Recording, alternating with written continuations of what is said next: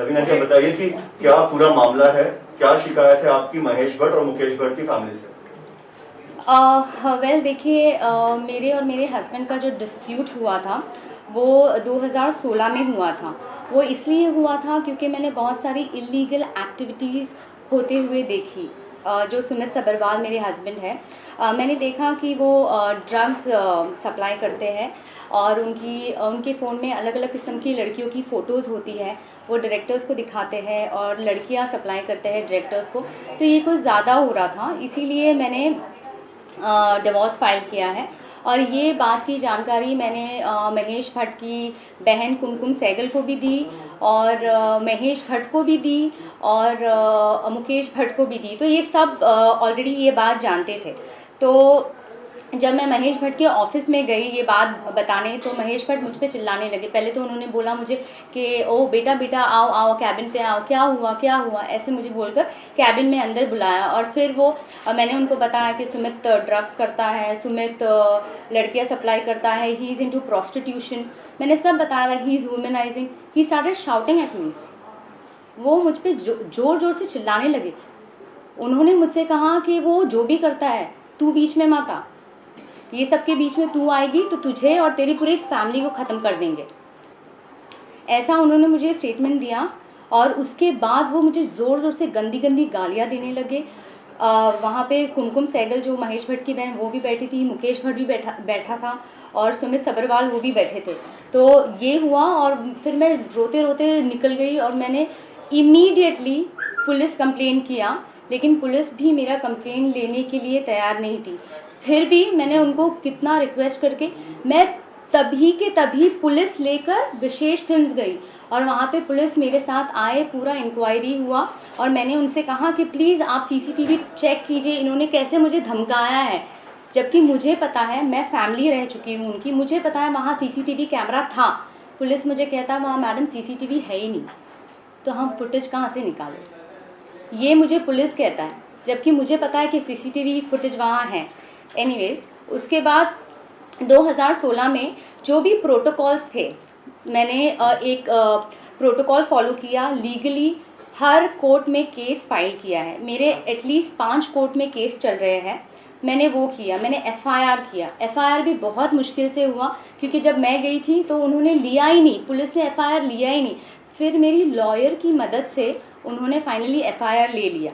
फिर मैंने कोर्ट में केस दाखिल किया और 2016 से केस चल रहा था।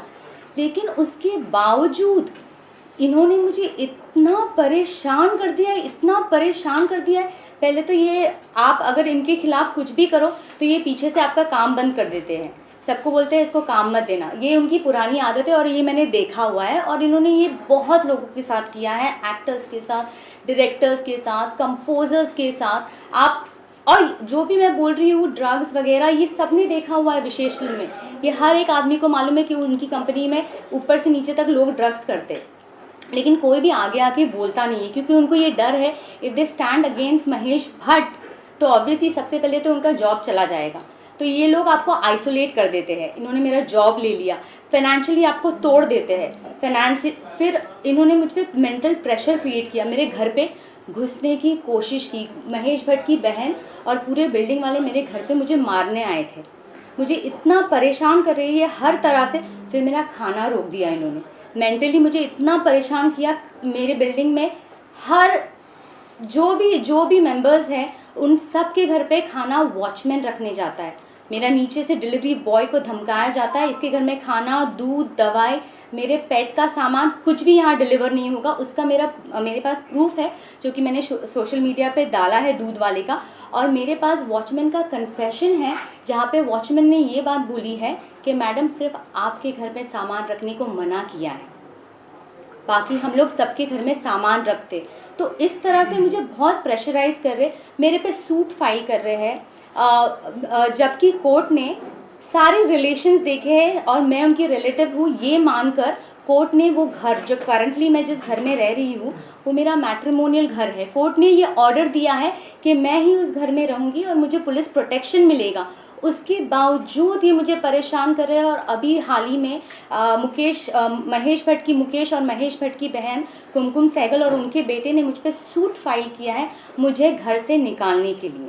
क्यों भाई, आप 10 साल तक सो रहे थे, मैं 10 साल से उस घर पे रह रही हूँ, वो मेरे पति का घर है, आज आप आके बोल रहे हैं वो घर आपके बेटे का है? नहीं, ये सिर्फ मुझे हैरेस करना चाहते हैं। अभी भी मुझ पर डिफेमेशन केस फाइल किया है। डिफेमेशन किस पे होता है?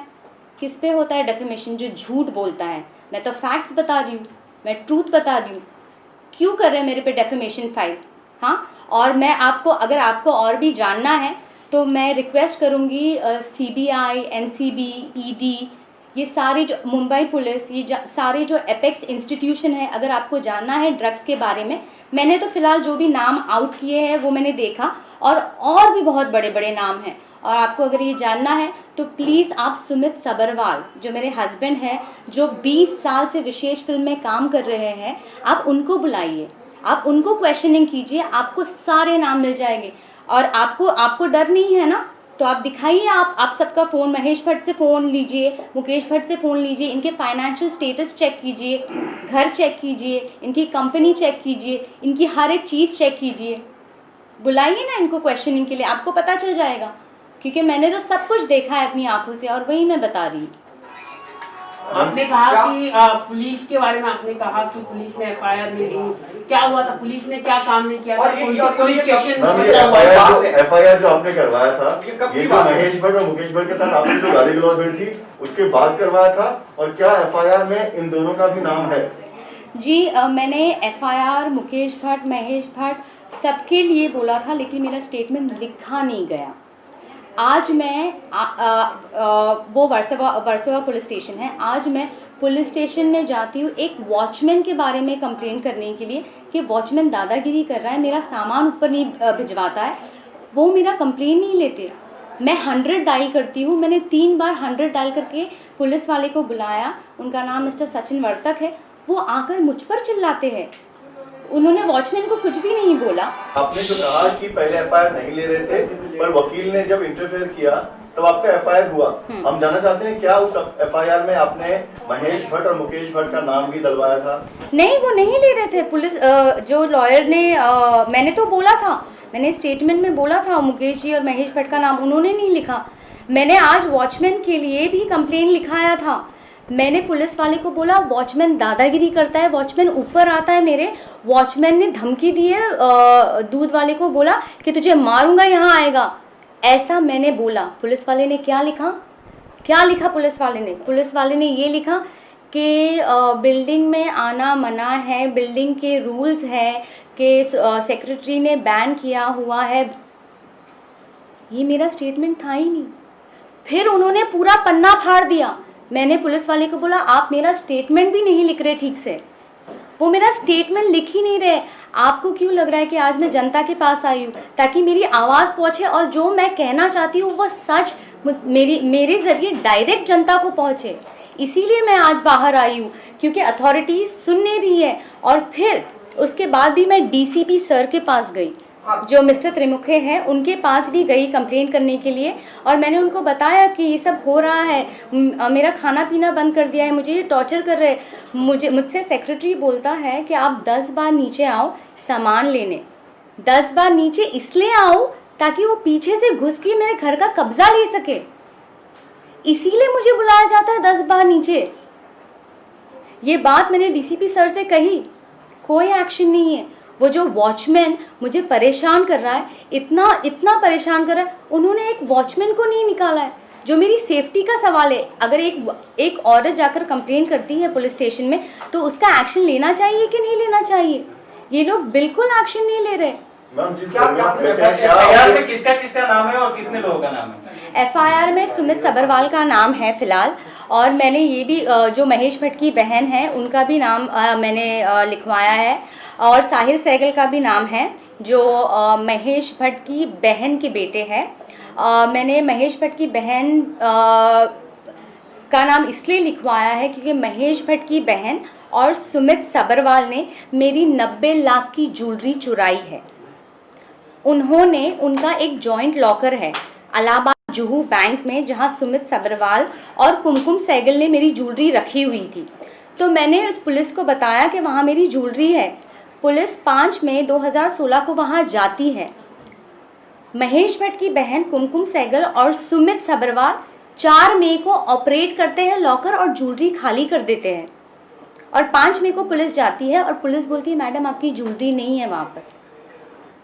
तो कहाँ है मेरी ज्वेलरी?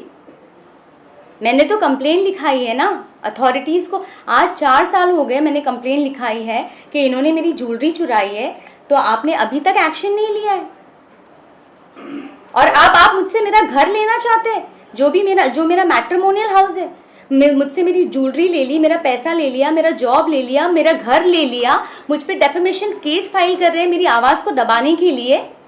मुझे एकदम सांस लेने नहीं हो रहा है हर जगह से। इतना मुझे चोक कर दिया, इतना आइसोलेट कर दिया है। रवीना जी, आखिरी बार आप महेश भट्ट और मुकेश भट्ट से कब आपकी मुलाकात हुई थी? आखिरी बार कौन से ईयर में मुलाकात हुई थी और किस तरह का व्यवहार था उनका? 2010 से लेकर 2016 तक मैं इनकी फैमिली मेम्बर थी और इनके हर पार्टीज़, हर इवेंट्स, हर मेहंदी फंक्शन मैं थी। तो 2010 से लेकर 2015 तक मैं इनकी फैमिली मेम्बर थी और इनके साथ मेरी मुलाकात लगातार होती रहती थी। और 2013 से 2015 में मैंने इनकी सारी फिल्मों में काम किया है as a film. I was part of the films. तो मैंने इनको बहुत करीब से देखा है। और लास्ट मेरी मुलाकात महेश जी और मुकेश जी से 2016 में हुई थी और इन्होंने मुझे बहुत धमकाया और बहुत जलील किया जब मैं लास्ट महेश भट्ट से मिली थी। उसके बाद भी क्या कभी फोन पर धमकी दी आपको डायरेक्टली महेश भट्ट या मुकेश भट्ट ने 2016 के बाद? जी नहीं, उन्होंने फ़ोन पे उसके बाद उन्होंने मुझ पे सूट फाइल किया है, बोगस सूट, मेरा घर छीनने के लिए, जबकि कोर्ट ने ये ऑर्डर दिया है कि ये घर में मैं ही रहूँगी। आप प्रेस कॉन्फ्रेंस आपने रखा है, सबसे पहले आप बता दो आपने क्यों प्रेस कॉन्फ्रेंस रखा? जी जैसे कि आपने न्यूज़ में देखा होगा कि महेश भट्ट जी और मुकेश भट्ट ने मुझ पर डिफेमेशन का केस फाइल किया है। तो वो आज 3 बजे कोर्ट में हियरिंग थी और मेरे लॉयर वहाँ गए थे। तो कोर्ट ने कहा, उन्होंने ये बोला था कि जो भी मैंने सोशल मीडिया पे वीडियो रिलीज़ किया है उसे वो डिलीट कर दे, क्योंकि everything is false and she is not telling the truth. लेकिन कोर्ट का ये ऑर्डर आया है that she will not delete the videos, और वीडियोज़ वहीं रहेंगे, because I am not making any defamatory statement. जो भी मैं बोल रही हूँ वो सच बोल रही हूँ और and I stand by it. जो भी स्टेटमेंट्स मेरे मुंह से जाएंगे, I stand by it. So these are the facts, this is the truth.